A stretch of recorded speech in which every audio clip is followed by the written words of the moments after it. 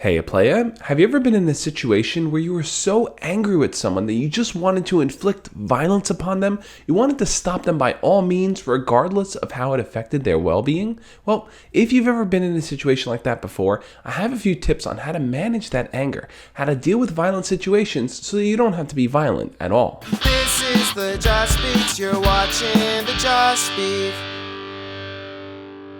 For those of you that are new here, my name is Josh, and every single Monday through Friday, I make videos sharing tips, ideas, and stories teaching you how to be your best self. Now, when it comes to reacting to violent situations, it's not always easy to do the right thing, but what exactly is the right thing? Well, let's create a scenario, for example. Let's say you're in school and there's a bunch of kids that keep picking on you. They keep calling you names, they keep pushing you, shoving you, and just making your life miserable.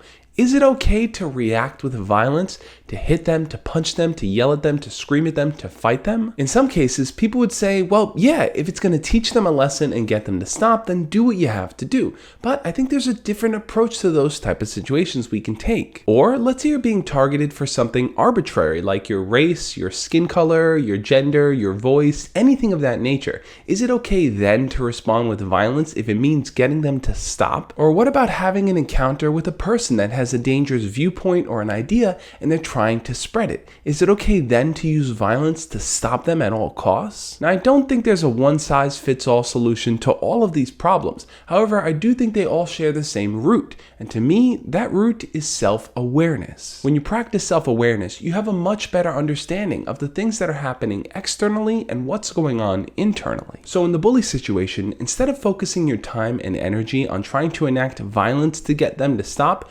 focus instead on your own self-awareness. Take martial arts, learn how to fight, develop those kind of defensive skills so that if you ever need to use them, you can use them to defend yourself, which is a lot different from violence. I'm a firm believer in protecting the things that you care about. So just like you would give food to a pet or water to a plant, you may want to work on your own communication skills along with self-defense, and communication being the primary way of how you try to resolve your problems. I think it's way more powerful to see two people resolve their conflicts using their words rather than having to resort to fists or guns to solve their problems. If you can talk to that bully one-on-one, you'll see that deep down there's a person who's hurt there, and maybe they need someone who can be understanding, who can communicate with them and let them know that what they're doing is hurtful too. Or in that second example, if someone's attacking you for something like race or gender, it could be easy to feel emotionally triggered to want to hit them, to fight them, to yell at them. But remember, if a person is saying things about your characteristics, they're speaking from a place of ignorance.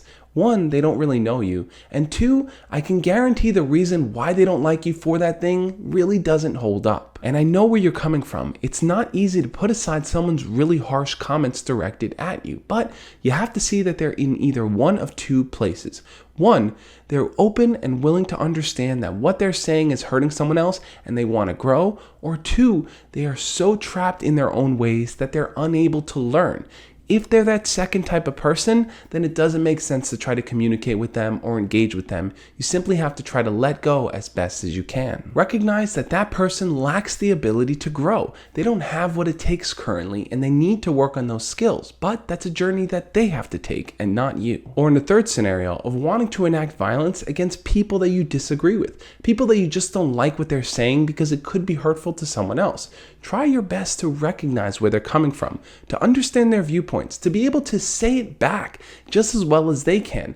The more knowledge you have on what they're saying, the easier it'll be for you to refute it, and therefore you can use your words to kind of shut them down rather than having to resort to violence. Because we only have so many options when it comes to resolving conflict. We can either talk things out, we can fight things out, or we can surrender.